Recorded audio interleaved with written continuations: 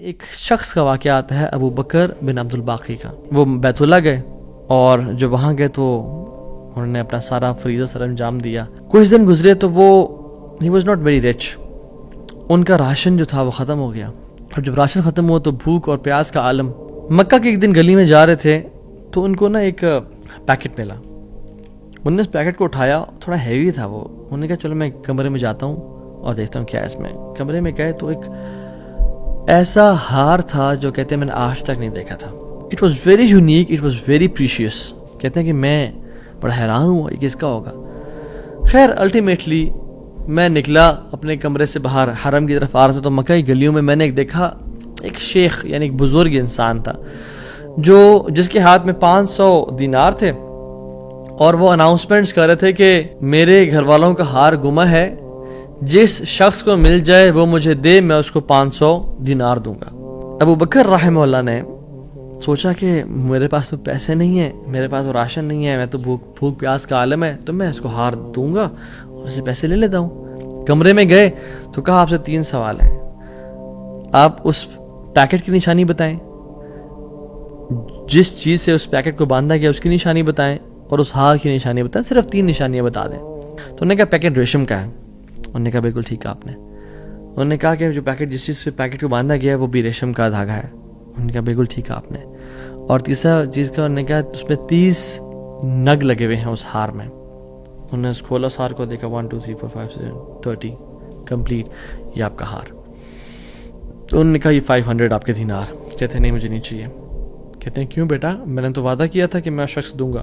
کہتے ہیں میں نے اللہ کے لیے کام کیا ہے, یہ مجھے چیز ملی تھی, میرا ایز اے مسلمان میرا حق تھا کہ میں امانت کو واپس ادا کروں, تو میں آپ سے اس کا اجر نہیں لوں گا. حالانکہ ان کو نیڈ تھی لیکن کہا کہ نہیں میرا اجر اللہ تعالیٰ سے, واللہ لا اخذها, کہ میں اللہ کی قسم اس کو نہیں لوں گا آپ سے. وہ بحث کرتے تھے کہ لو تم نے لینا ہے, وہ کہتے ہیں میں نہیں لینا آپ سے, آپ چلے جائیں, یہ میں نے اپنا امانت ادا کی ہے, میں نے کوئی احسان تو نہیں کیا آپ پہ. وہ بزرگ بڑا حیران ہو کہ یہ کیسا نوجوان ہے. خیر وہ چلے گئے. کچھ عرصے بعد ابو بکر بن عبد الباقی رحمہ اللہ کہتے ہیں کہ میں فائنینشلی اسٹیبل نہیں تھا, تو میں نکلا کچھ تجارت کرنے کے لیے. تو میں جس شپ پہ بیٹھا ہند کی طرف میں نے سفر کیا. سافرت الی الہند, میں ہند کی طرف جانے لگا.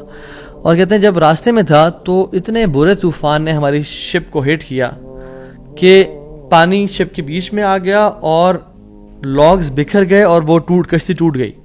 کچھ لوگ ڈوب گئے, کچھ لوگ چیخ چلا رہے تھے. میرے ہاتھ میں ایک لکڑی کا بہت بڑا ووڈ لاگ لگا, لکڑی کا ایک پھٹا سا لگا. میں نے اس کو زور سے پکڑ لیا, وہ مجھے جو ہے نا وہ سلولی اینڈ گریجولی کنارے پہ لے آیا.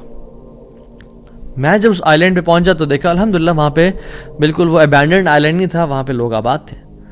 کہتے میں جب اندر گیا آئلینڈ کی طرف اور دیکھا الحمدللہ مسلمان لوگ تھے اور وہاں پہ مسجد بھی تھی اور گھر بھی بنے ہوئے تھے. تو کہتے ہیں میں سیدھا مسجد چلا گیا. مسجد میں کہتے ہیں میں جا کے قرآن پڑھنا شروع کر دیا.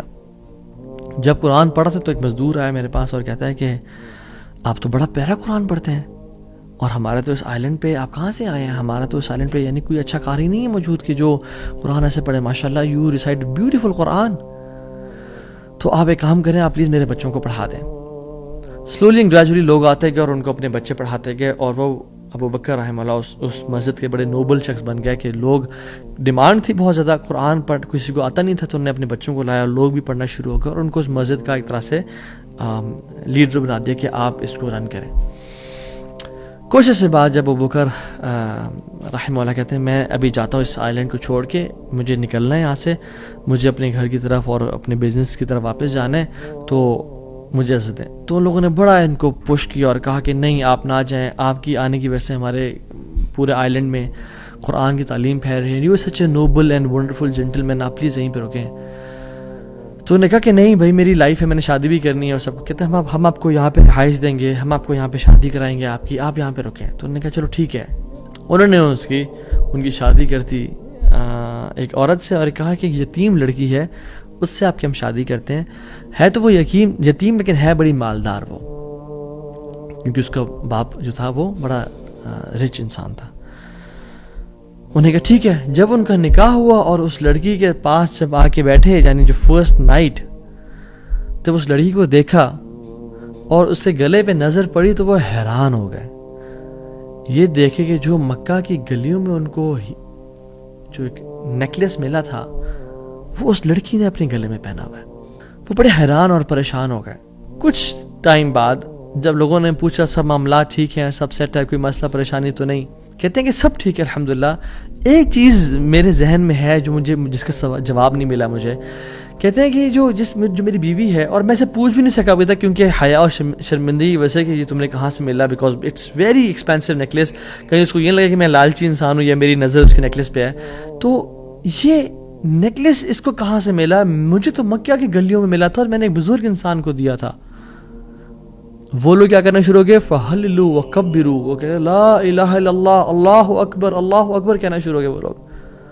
اور کہتے ہیں کہ تم وہ نوجوان ہو. کہتے ہیں کہ اس کا باپ جو اس علاقے کا ایک بڑا انسان تھا, وہ ہمارے پورے اس علاقے میں ایک کہانی سنایا کرتا تھا کہ ایک شخص مجھے ملا, اس شخص سے زیادہ نیک انسان میں نے آج تک نہیں دیکھا, اس سے زیادہ امانت دار شخص میں نے آج تک نہیں دیکھا. وہ ہمیں ایک لڑکے کی کہانی سنایا کرتا تھا کہ ایسے سے اس کو نیکلیس ملا, اس نے مجھ سے پیسے نہیں لیے اور مجھے وہ اتنا قیمتی ہار واپس دے دیا. اور وہ باپ اللہ کا نہیں گولی, وہ دعا کیا کرتا کہ یا رب میری بیٹی کی شادی اس بندے سے کروا دے یا رب جس نے مجھے وہ ہار ڈھونڈ کے دیا تھا. اور آج آپ یہاں پہ آ گئے, اللہ تعالیٰ کیسے آپ کو یہاں پہ لے کے آیا.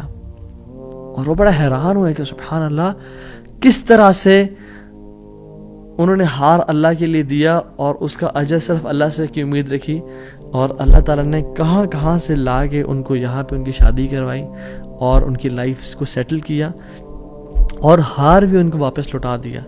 اور سبحان اللہ انہوں نے کتنے دینار کو دھتکارا تھا اور ریجیکٹ کیا تھا, 500 دینار کو. کہتے ہیں کہ مجھے ایک ٹائم میں لائف کے ہمیں ضرورت پڑی ہسبینڈ وائف کو, تو ہم نے کہا کہ اس ہار کو بیچ دیتے ہیں.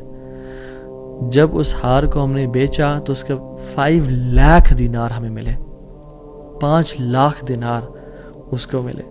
یعنی سبحان اللہ 500 کو انکار کیا اور اللہ تعالیٰ نے 5 لاکھ دینار واپس کر دیے. ہار بھی دے دیا, ہار والی بھی دے دی, سیٹل بھی کر دیا لائف کو. ان اللہ علی کل شیء قدیر, اللہ تعالیٰ ہر چیز پر قادر ہے, اس کے لیے کچھ مشکل نہیں ہے میرے بھائی اور میری بہنوں.